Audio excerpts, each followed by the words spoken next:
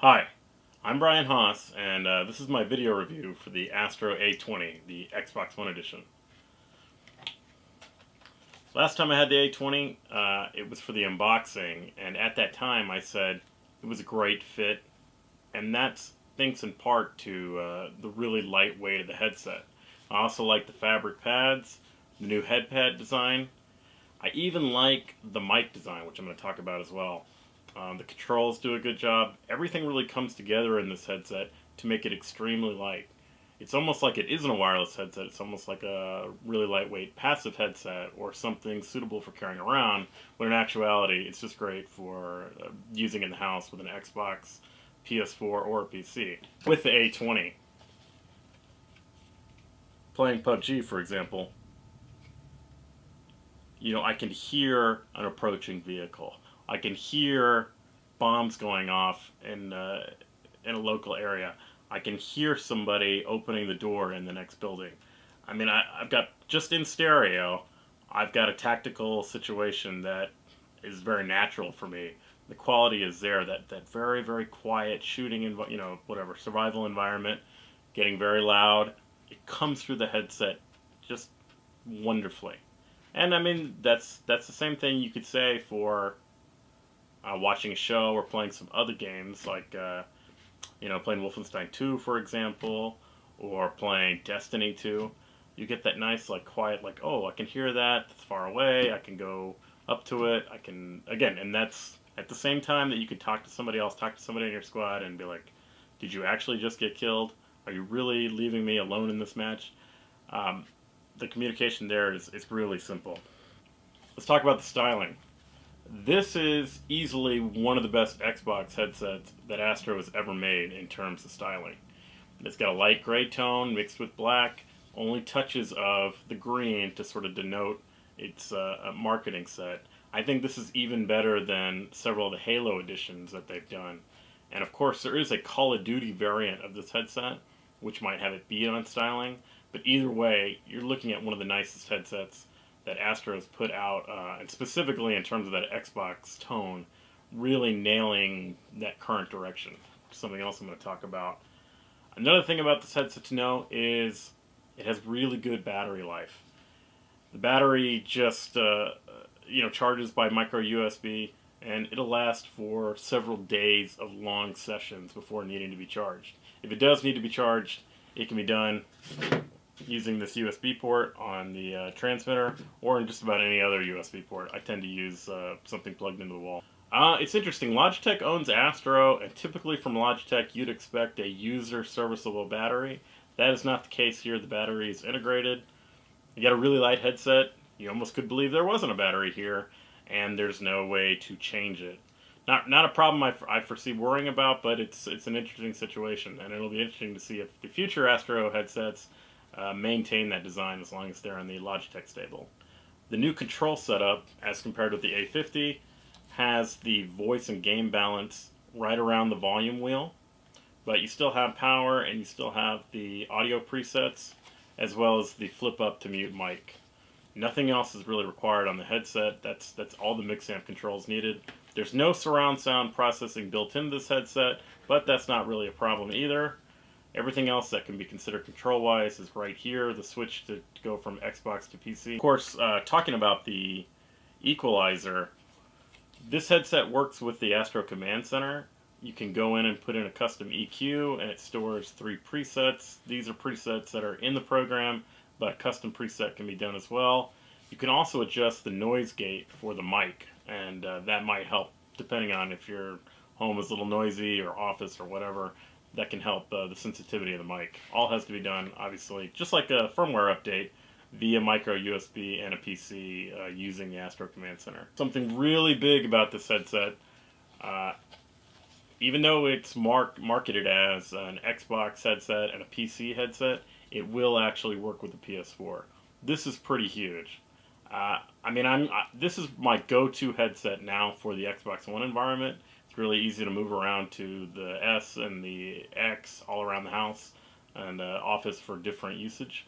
But for anybody looking for a wireless solution that is multi-platform, I can't imagine why you would look past this. There's no chat cable hack Nothing else. It's just USB and optical to either the Xbox or the PS4, and that's it. Getting back to that surround sound stuff, on the Xbox or on the PC, this is compatible. Obviously, naturally, it's a stereo headset. The 40mm drivers are stereo, but it also will work with the Dolby Atmos sound processing and the Windows Sonic sound processing. So Windows Sonic is free on the Xbox One, free on Windows, and Dolby Atmos for headphones is like a $15 app charge. Both work with the headset. They work really well. That just gives you a nice option. You don't have to pay an extra $100 or whatever to have some sort of surround sound built into the headset. It's all going to be done on the system level. Naturally, on the PS4, it's stereo only for right now, and the foreseeable future. But still, that's the typical performance you want from a headset. Generally, you want from a headset, and it works really well for games and for entertainment options. Speaking of Dolby Atmos, that's where we get into a little bit of trouble. Just in the Xbox One environment, any USB optical headset right now, if you're using Dolby Atmos on your receiver, the Xbox One is going to disable the headset, and it's going to require the user to turn Atmos off before it will enable a headset again. This is via a recent firmware update, like the pre-holiday update. It's kind of an annoying setup, but it's very workable. It's just, go over to settings, change one setting, bam, your headset's back in line. That's the only really complicated thing about it, because otherwise you just have this power button and the headset's ready to go. Something that's interesting here, this is the A50, which has the flip-up mic to mute. For some reason, the lighter design here on the A20, it's so much easier to do this. I don't know what it is, but I like the functionality. I like it okay on the A50. On the A20, everything comes together better. So it's a good feature that is made much better in this particular design. Speaking of the mic performance here is just decent. It's decent. It's a wireless headset. Typically, the mic quality on a wireless headset is just not going to be as good as some of the really great mic headset options that are wired that are available. But it's fine. I mean, there's no reason why several other members in a squad, for example, can't hear you, and vice versa, as long as everything's working correctly, as it did for me in my review. Naturally, this headset is wireless only. That's probably one of its biggest perceivable drawbacks, is that there's no cable usage for this. You're not going to be able to use this with a phone. There's no Bluetooth. It's focused. It's focused on being a wireless headset using a 5 gigahertz signal. So again, no Bluetooth, no interference with the controller, but also no hooking it into a switch, for example. Strictly Xbox One and its variants, PS4 and PC. And that PS4 functionality, it works great. I enjoy it. I played some Neo with it, for example, went online co-op and played Neo. I guess it's like some things in the Sony environment, it's possible in the future that functionality could go away since it's an unofficial thing. But I don't really see that happening. I think it works now, and it's going to continue to work as long as that generic USB mic support on the PS4 maintains. And you have to think that the audio coming out of the PS4 is coming out through the optical port. So that's really never going to go away. It's strictly the USB side where the PS4 recognizes this as a headset and funnels the chat functionality through it that is there to worry about.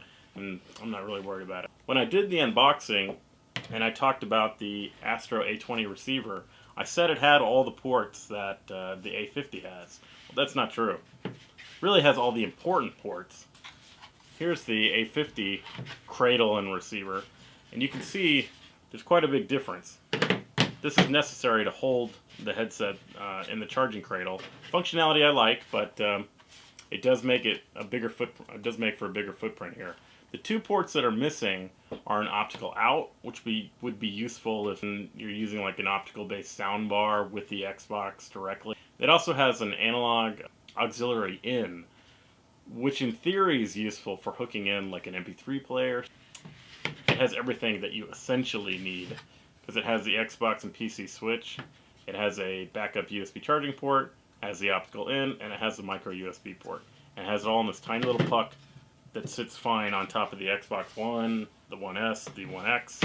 Because the what I'm going to call usability of the headset is in this really positive area, that means it's light and it's simple and it works. So it's really easy to hop on and say, I'm going to play for like half an hour before I crash for the day, or this is what I'm doing today. I'm playing all day long and this is how I'm playing. That's why it's my new go-to headset. There's really nothing between these fabric cushions and this padded head pad and my medium to large head size. This is like a perfect headset. Like, this could be a custom fit for me. A bigger head size, totally different story. Back on the styling, I think it pairs so well with Microsoft's current, Xbox One S and Xbox One X direction. In fact, I kind of wish, or it would be interesting if Microsoft had bought Astro instead of Logitech, and they could have made headsets specifically for the Xbox that were perfectly matched stylistically. As it is, it's kind of funny because when you're in Xbox mode, this little light is green, little Xbox green, and when you're in PC mode, it's white. But of course, the One X and the One S have white lights, so I kind of wish that I could toggle, like go into the command center and toggle the light settings a little bit so I could get it to match. But as it is, this little puck sits right on top of the system. I mean, that's where I put it. And it's also easy enough to move back and forth to my One S and my One X, which has been great for the review period. I mainly reviewed it on the One S and the One X, as well as the PS4 and a little bit on the PC. Watched a lot of shows on Hulu, played a lot of games, played a lot of Hand of Fate 2, in addition to a bunch of different shooters, and I never once thought I'm using the wrong headset or this is not the headset I want to use. Again, this is the go-to wireless solution for me, and it's great because the alternative in a lot of ways is just connect one of my favorite stereo headsets to the controller, and that works, but I prefer for the controller to just be doing its thing and not have anything to do with the headset. Not drain batteries faster, for example. And this lets me do that, and all around it's a great fit and a great option. So Astro's to be commended on the A20, even though it doesn't have some of the niceties that the heavier and more expensive A50 has, like the power-saving gyro or the mod pieces. But everything that's essential to a wireless headset seems to be there. So I'm going to give the Astro A20, the Xbox One Edition, a 9 out of 10. This reflects a really excellent piece of equipment, and I'm sure most people who use it will really enjoy it. So anyway, this has been Brian Haas. This has been my video review for the Astro A20. Thanks for watching. Bye.